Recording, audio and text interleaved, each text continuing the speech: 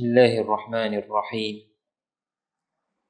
Assalamualaikum warahmatullahi wabarakatuh. Innal hamdalillah wassalatu wassalamu ala Rasulillah wa ala alihi wa sahbihi wa mawala. Subhanaka la ilma lana illa ma 'allamtana innaka antal alimul hakim. Wala hawla wala quwwata illa billahil aliyyil azim. Amma ba'd. Alhamdulillah.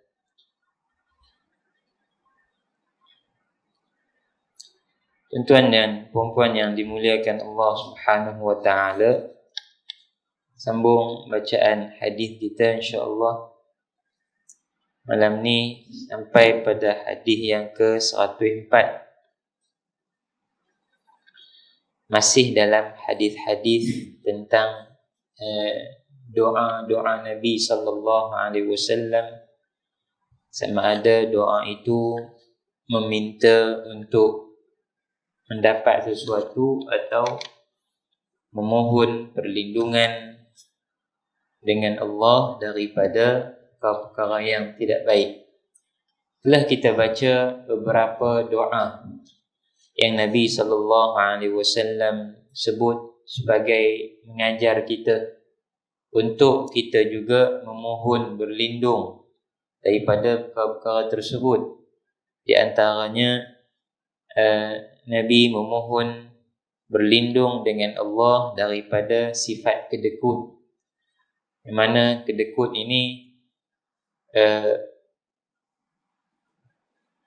hanya disangka untung oleh orang tersebut, tetapi sebenarnya ia adalah kerugian. Orang yang kedekut tu dia rasa dia untung sebab duit dia tak habis kerana tak perlu bagi ke orang, tapi sebenarnya dia rugi kerana hartanya akan habis juga ditinggalkan, tetapi dia tidak mendapat apa-apa pahala daripada harta yang dia miliki. Juga Nabi memohon berlindung daripada sifat penakut. Al-jubun ni sifat takut, yang mana takut ini bukanlah Allah Subhanahu wa taala melarangnya secara mutlak. Kita ni memang ada perasaan takut. Yalah, kadang-kadang seorang tengah malam duduk jalan rasa bimbang tu ada. Bukanlah dilarang secara mutlak. Tapi yang dilarang ni takut dan pengecut ni sehingga mengabaikan ahli keluarga, tak takut untuk mempertahankan harta, diri, keluarga, bahkan agama. Kita lihat satu kepelikan yang sedang melanda dunia Arab Islam kita apabila Emirat Arab bersatu, tiba-tiba dengan perantaraan Amerika Syarikat dia menandatangani perjanjian damai dan melakukan hubungan diplomatik dengan negara haram Israel.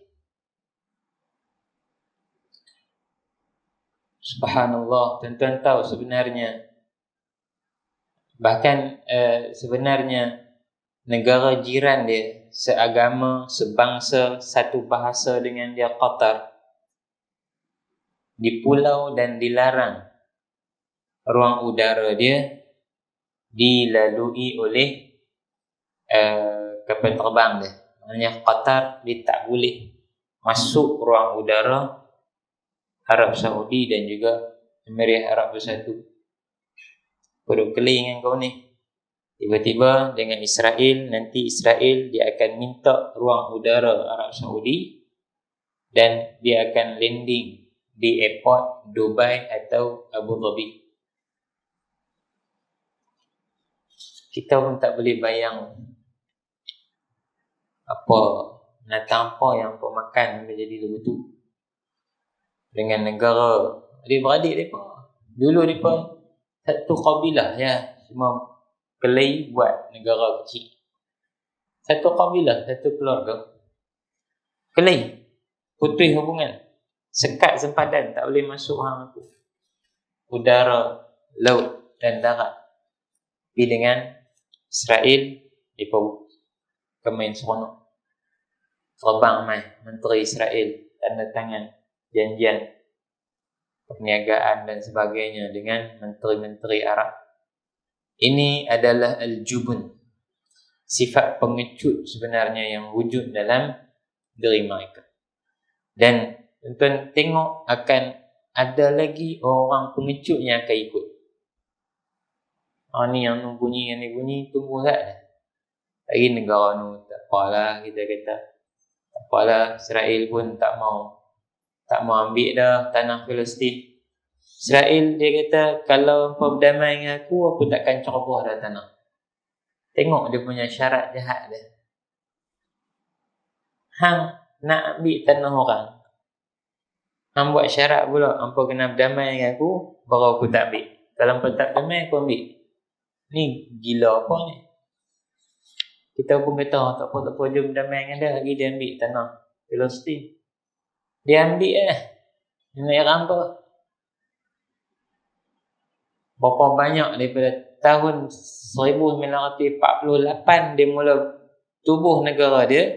Tiap-tiap hari dia ceroboh, dia luahkan negara dia sehingga Palestin tinggal kawasan yang cukup sempit, didiami oleh ramai di kalangan orang Islam, padat, dibom saban hari dan sebagainya.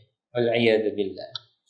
Jika Allah mohon kita, Allah suruh kita atau Nabi ajar kita untuk mohon berlindung daripada syaitan yang mengganggu kita. Dan malam ni hadis yang ke-104, kata Nabi SAW, Allahumma inni a'udhu bika minal ajzi wal kasal. Ya Allah, sesungguhnya aku mohon berlindung denganmu daripada sifat lemah dan sifat malas. Lemah ni tuan-tuan dan puan dirahmati Allah, pertama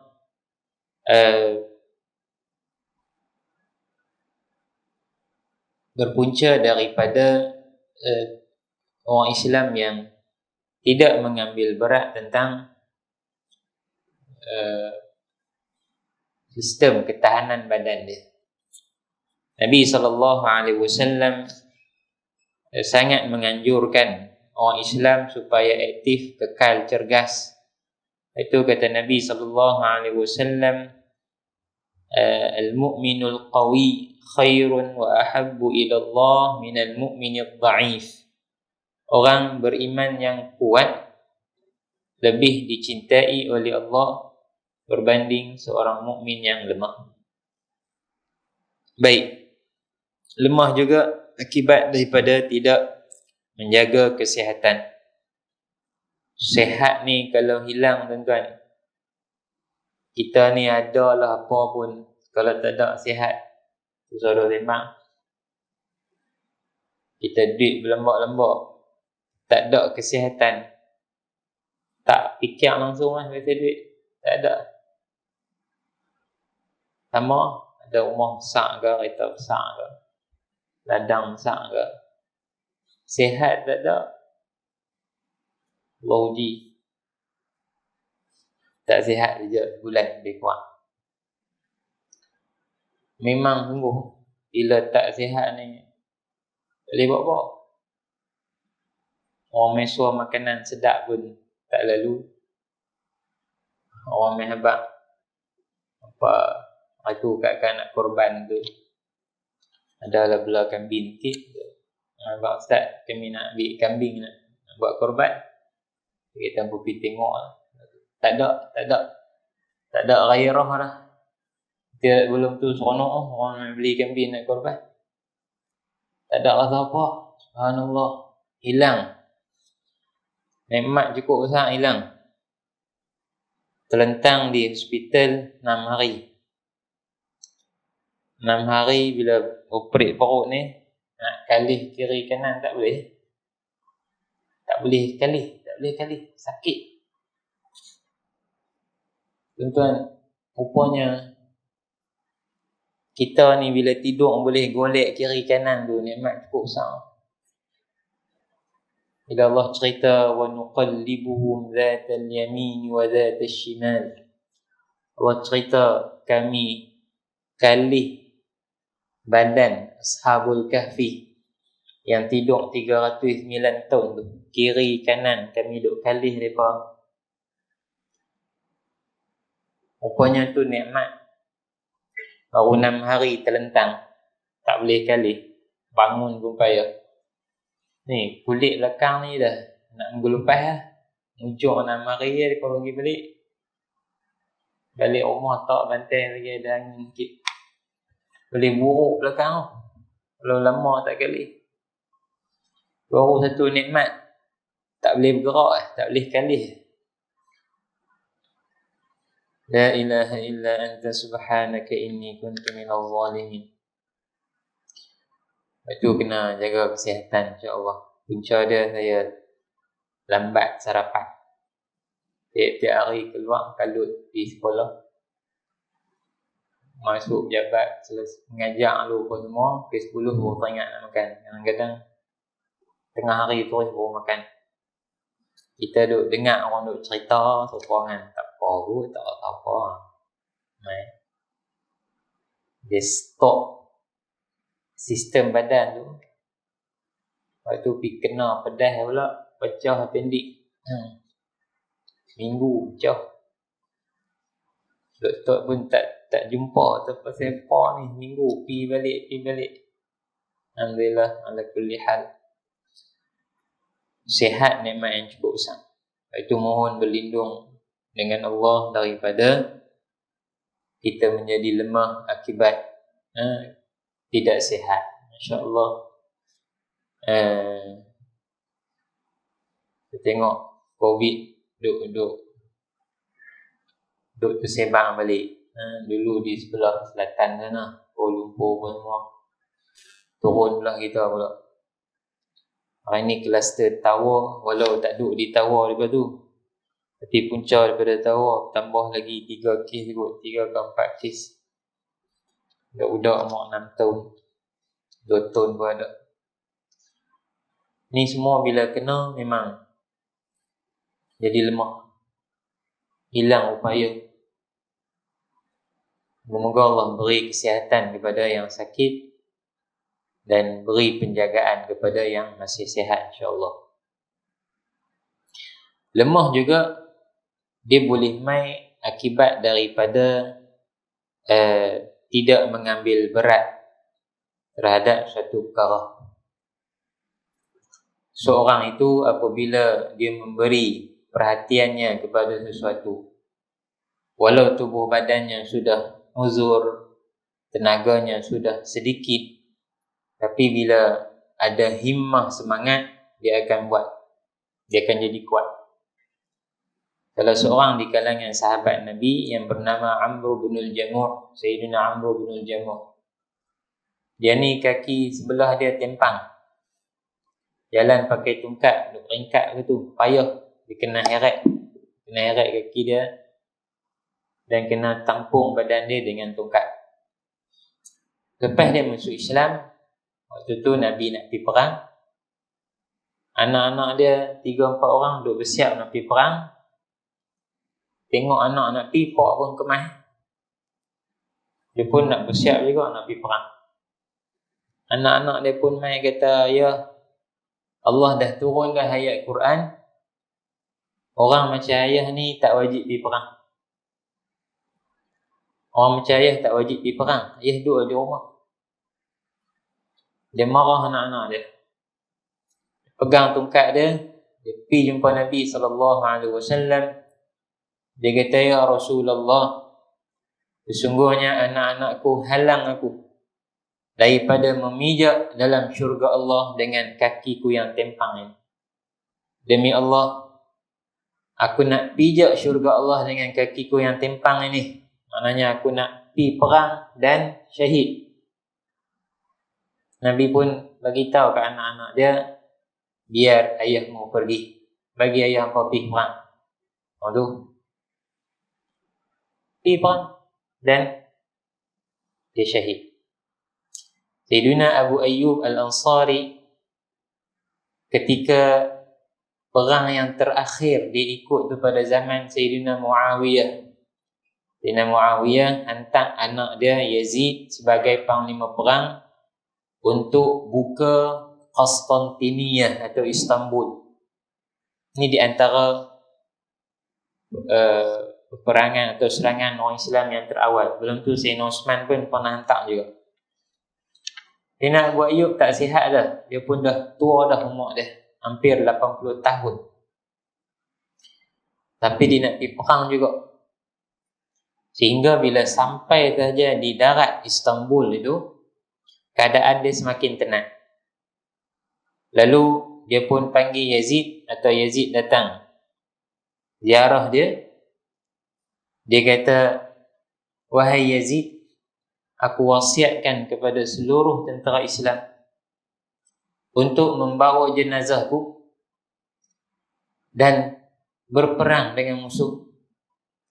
Sehinggalah kamu sampai pada tempat yang paling jauh, maka kebumikanlah aku di situ. Perang dan dibawa jenazah dia, hinggalah sampai di tembok Konstantiniyah, lalu dikebumikan Sayyidina Abu Ayyub Al-Ansari, wujud maqamnya sampai hari ini di Istanbul. Tubuh badan memang lemah, tetapi bila mereka suka kepada sesuatu, dia jadi sihat elok. Allah siapa pergi karaoke semua nak laih teruk lah, nak tutup laih lah. Tapi bila dengar buka lagu, dia kaki dia mula gedi siapa anak muda pun kalah. Sama yang suka main masjid, kan? Kan kuat sangat. Tapi kerana syok, biasa, rutin kita main. Tapi tangling kadang tak larat di masjid kita gagah main tu. Bila kita suka sesuatu. Lepas tu bila mereka tutup balik masjid, saya ingat sini kena tutup tak? Belah sana belah baling banyak masjid kena tutup balik. Ramai yang mengeluh kerana apa? Memang seronok pergi masjid. Orang haji ni umur dia kat 80 dah. Dia main ziarah saya di rumah baru ni. Kemarin dia hantar main. Dia kata masjid tak ada kes pun nak buat kena tutup. Dia duduk letak apa-apa. Dia seronok di masjid. Dia kata, ya haji, tak apalah. Kita ni Allah bagi pahala macam kita pergi jugalah. Sebab kita dihalang, bukan atas kehendak kita tak mau pergi. Tuan-tuan dirahmati Allah. Yang kedua, sifat malas. Malas ni punca dia kerana tak suka. Iaitu Nabi sebut hubbuka syai' yu'mi wa yusim. Kalau kamu suka sesuatu, kamu akan jadi buta dan tuli, tak peduli apa. Ada pelajar yang suka mengaji tu, payah-payah lah. Math, science. Kita pun tak tahu tengok dia punya seronok dia tu. Selesaikan masalah lah, apa tanya guru. Apa dia suka. Tak suka ni, saya kata apa. Dia kepala tak buat. Punca dia tak suka. Sebab itu, bila kita nak jadi rajin dalam sesuatu, kita kena suka dia dulu. Rajin baca Quran, kena cinta Quran. Kena tahu hakikat Al-Quran tu bagaimana. Apa ganjaran dia, apa kedudukan dia di sisi Allah. Nak suka bersedekah, kena tahu sedekah tu apa ganjaran dia, apa kelebihan dia. Hingga kita jadi suka kepada dia, maka kita akan rajin bersedekah. Sama kan? Rumah kita ada tanah sama macam rumah kawan. Tapi kawan boleh tanam macam-macam. Kita duduk aja mesti rumput rumah kita. Kawan tak saat main suar kacang, minggu depan suar timun. Dia rajin. Dia suka bercucuk tanam, maka dia jadi rajin. Kita dah kata aku ni kita tak suka. Lagu tu lah. Maka nak hilangkan sifat malas perlu kepada mewujudkan rasa cinta terhadap sesuatu. Nak mengaji, kena ada rasa cinta kepada ilmu dan ahli ilmu. Maka lagu mana pun dia akan pergi mengaji. Tapi kalau tak wujud rasa cinta terhadap ilmu, dia rasa dia duk tahu tu, duk tak apa, tak mengaji pun tak apa, tak pergi kuliah pun tak apa. Akhirnya dia kekal dalam kejahilan. Lalu kita pun berdoa, Allahumma inna na'udzubika minal ajzi wal kasal. Ya Allah, kami mohon berlindung denganmu daripada sifat lemah dan malas. Hadis yang ke-105.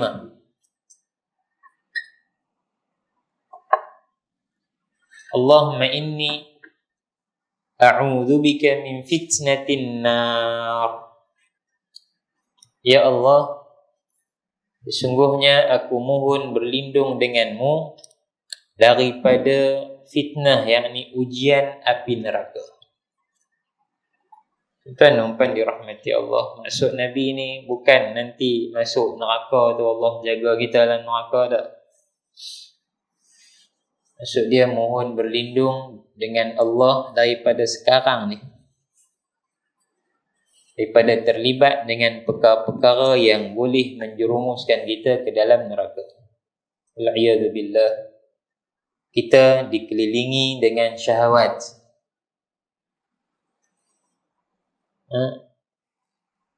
Huffatin naru bisyahawat, kata Nabi.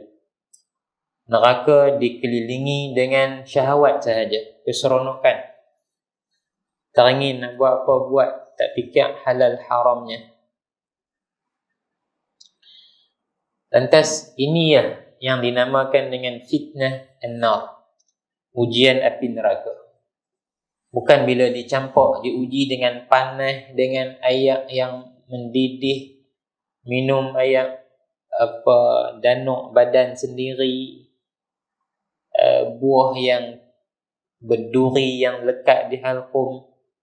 Bukan itu maksud sebenar ujian neraka dah. Ujian neraka itu yang ada sekarang ketika kita masih hidup. Tuan-tuan dirahmati Allah, kita diuji dengan handphone. Oh, ni seorang syekh tu kata bahawa jarimu begitu mudah untuk menekan sesuatu yang baik atau tekan sesuatu yang sangat jelek. Maka yang akan menghalangmu ialah rasa takutmu terhadap Allah. Bukanlah kerana ada orang atau tak ada orang, kerana rasa takutmu terhadap Allah. Orang yang takut kepada Allah, datanglah apa-apa ujian yang menggiurkan, perkara yang menyeronokkan bagi dia, ghalib, selesa, puas hati dia, puas nafsu dia. Orang yang Allah jaga daripada perkara itu adalah orang yang kuat, orang yang hebat. Dan perlulah dia ada rasa takut yang tinggi terhadap Allah Subhanahu wa ta'ala. Sehinggalah apabila dia selamat daripada ujian yang boleh menjerumuskan dia ke dalam neraka pada hari ini, maka dia akan selamat ketika dibangkitkan di hadapan Allah. Kalaulah seorang itu setiap kali ada ujian dia tak selamat, setiap kali datang bisikan syaitan, dia termakan hasutan, dibimbangi. Moga-moga Allah merahmati kita.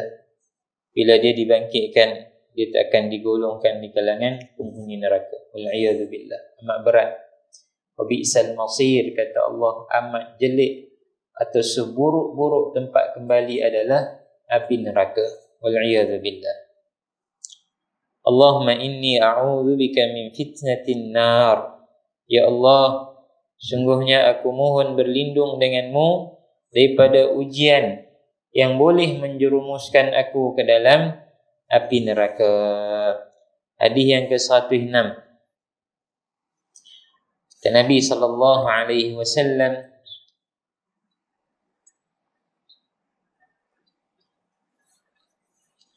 Allahumma inni a'udzu bika minal ma'thami wal maghram.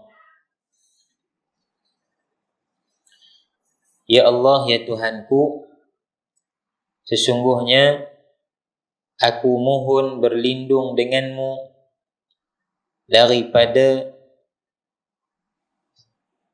perkara-perkara yang boleh menyebabkan dosa. Al-ma'tham ni tempat, waktu dan keadaan. Apa yang boleh bagi kita dapat dosa, kena mohon berlindung daripada Allah. Maka moga-moga Allah elak kita tak sampai ke satu tempat yang kita tak boleh jaga pandangan kita lalu melihat yang haram.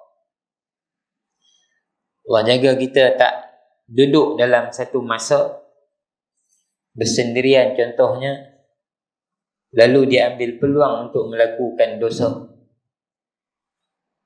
Kita mohon berlindung dengan Allah daripada memiliki kuasa, lalu kuasa menyebabkan kita buat dosa. Mohon berlindung dengan Allah daripada kita memiliki harta. Dengan harta kita berfoya-foya, bermewah-mewah, berbelanja pada jalan-jalan yang tidak baik, membazir, menunjuk-nunjuk, meremehkan dan merendahkan orang lain. Kita mohon berlindung dengan Allah daripada kita memiliki wajah yang tampan, cantik, tubuh badan yang sihat, kuat, gagah. Lalu ni orang duk bina badan. Lepas bina badan, dia pakai baju kecil. Dia nak buat apa? Dia nak tunjuk lah. Kan, buh baju singlet halus turun sampai kat perut.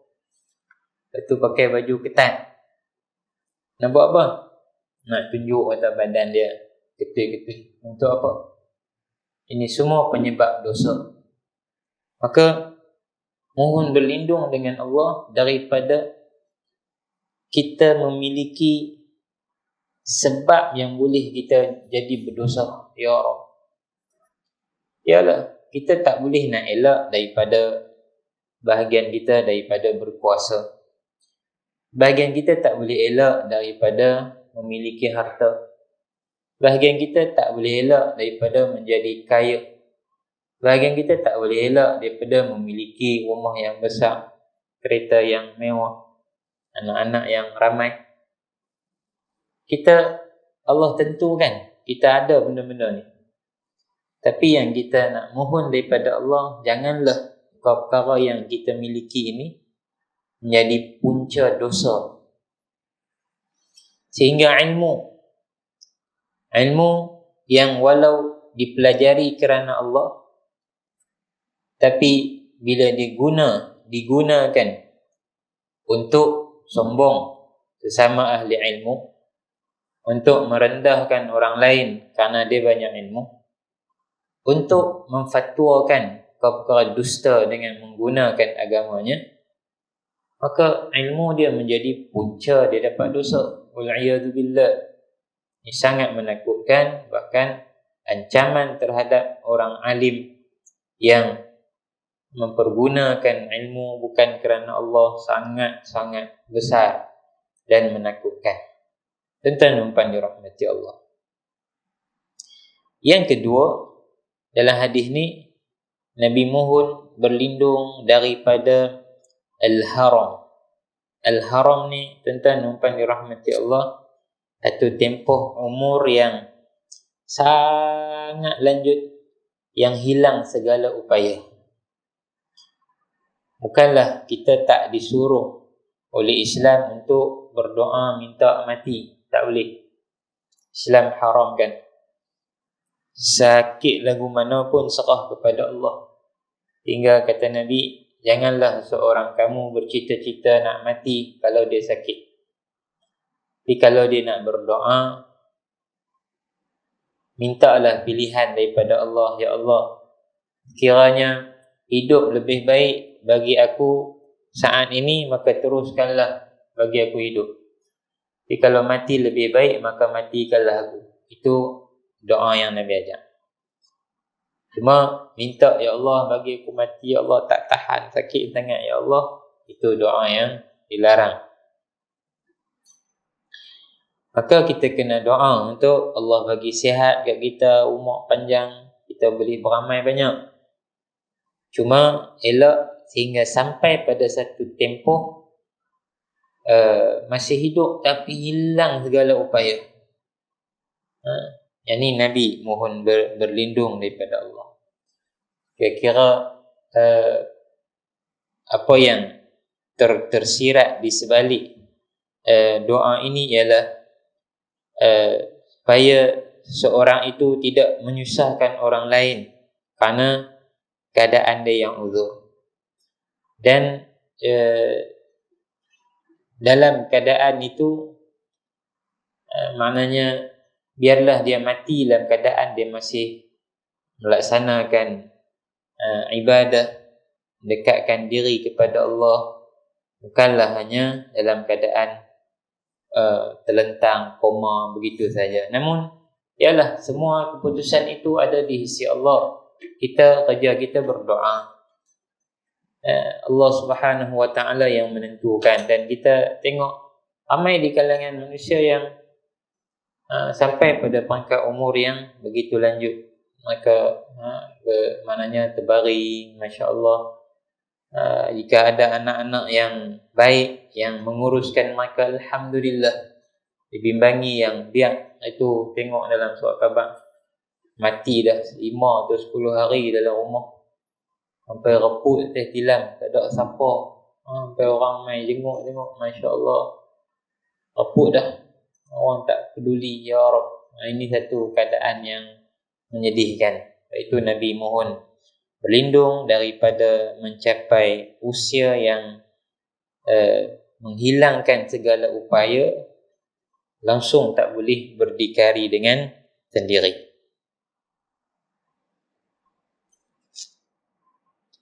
Dia langkau baca tadi. Allah. Itu dia kata. Di 106 kan. Allahumma inni a'udzubika minal kasali wal haram. Nah, ya Allah, aku mohon berlindung daripada sifat malas dan terlalu tua. Okey. Hadis 7. Baca balik yang tadi. Hadis yang ke-107.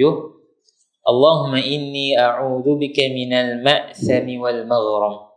Ya Allah, sesungguhnya aku mohon berlindung denganmu daripada perkara-perkara yang menjadi sebab dosa.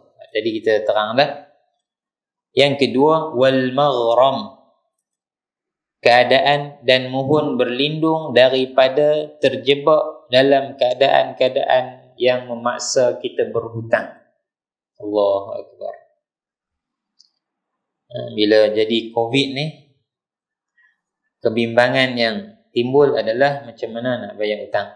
Tu ni moratorium ke apa, penangguhan apa bayar hutang kenderaan, rumah sampai bulan 9 ni. Masih ramai yang kehilangan kerja, yang tak dapat balik lagi kerja. Ada yang dipotong gaji separuh. Majikan hanya bersandar kepada ERP atau bantuan apa hak susu punya tu. Dia bagi sebulan 600, jadi majikan terpaksa bagi yang tu je kat pekerja dia. Jadi kenapa bimbang? Sebab memang hampir semua kita berhutang. Kita tak mampu membayar secara tunai untuk beli kereta, rumah.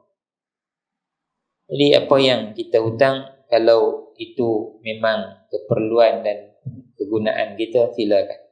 Tapi nak berlebih-lebih sehingga menyusahkan, ini yang Nabi SAW minta kita berlindung.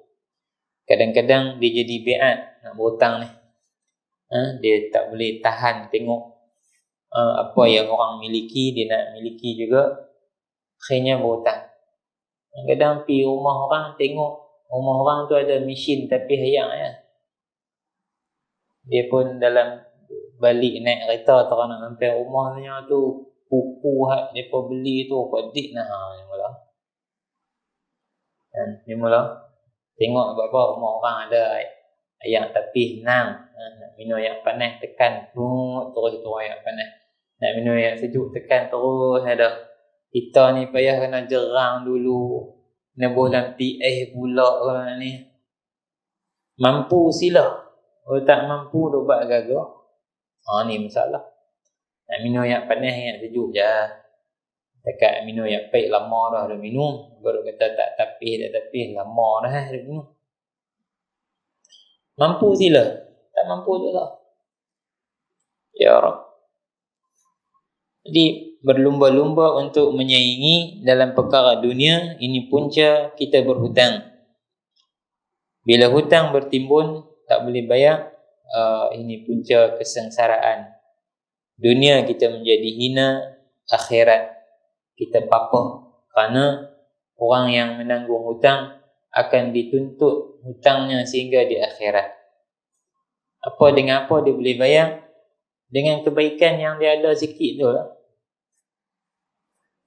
Dah tak apa nak rajin main masjid, tak apa nak rajin mayang, tak apa nak rajin baca Quran, ada sikit tu, dia kena tebus hutang dia dekat orang yang dia hutang. Habis kebaikan dia, lalu diberi pula dosa orang yang dia hutang tu kepada dia. Ya Rab. Maka jagalah diri jangan terlibat. Dan memang dalam masyarakat kita waktu-waktu ni tuan-tuan, saya hampir tiap-tiap hari ada nombor tak dikenali telefon. Mula ada tanya duk cerita pasal saham. Dia kata ni saham duk tengah naik tuan. Tuan melabung elok lah. Bila aku melabung apa kata turun pula. Mampu. Betul mai jual takaful pula. Dia tahu mana tahu kita tak sihat. Dia cakap. Elok keluar hospital sikit lah. 2-3 syarikat takaful. Apa itulah bahagian perubatan telefon. Kita bertemu layan tekan tutup bang. Dia WhatsApp pula. SMS pinjaman mudah tanpa penjamin.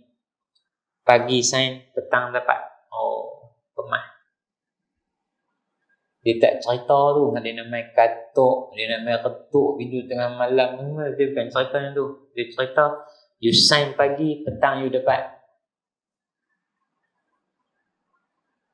Balas kata okey lah. Mampu.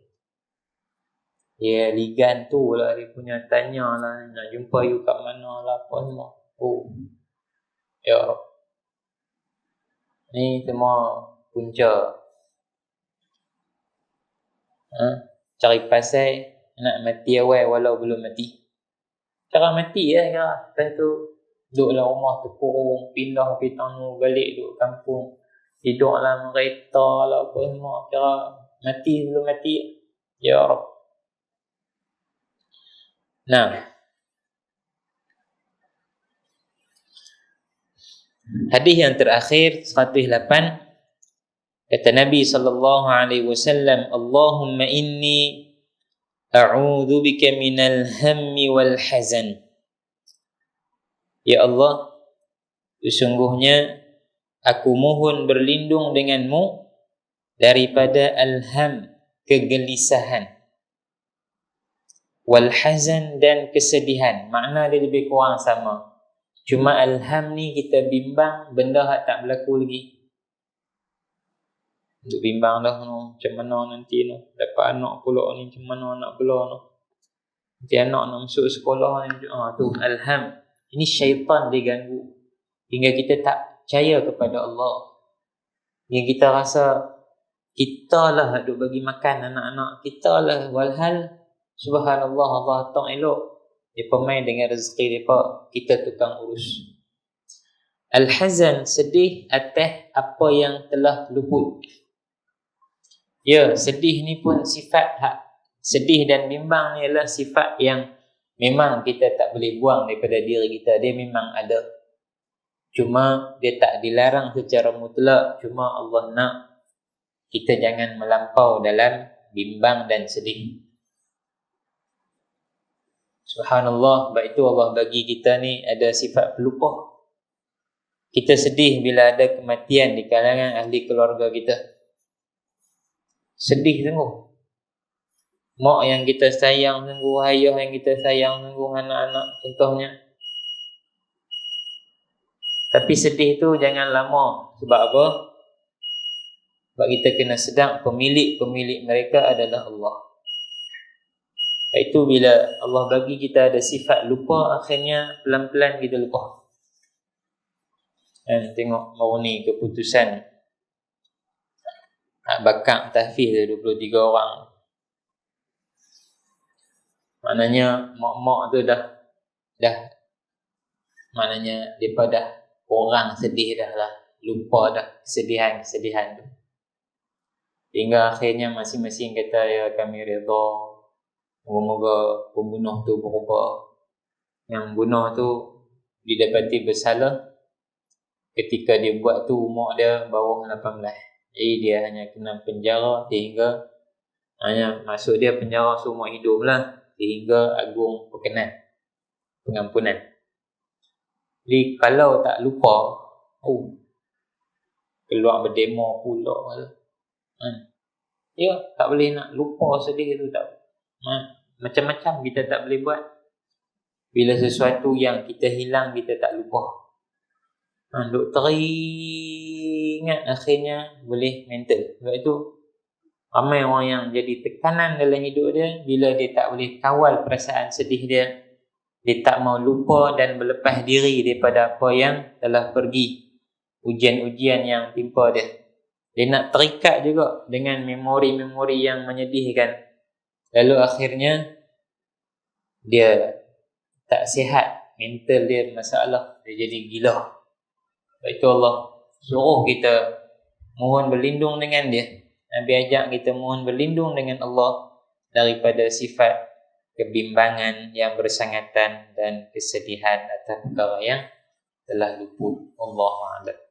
Sallallahu ala sayyidina Muhammad wa ala alihi wa sahbihi wasallam. Alhamdulillahi rabbil alamin. Assalamualaikum warahmatullahi wabarakatuh.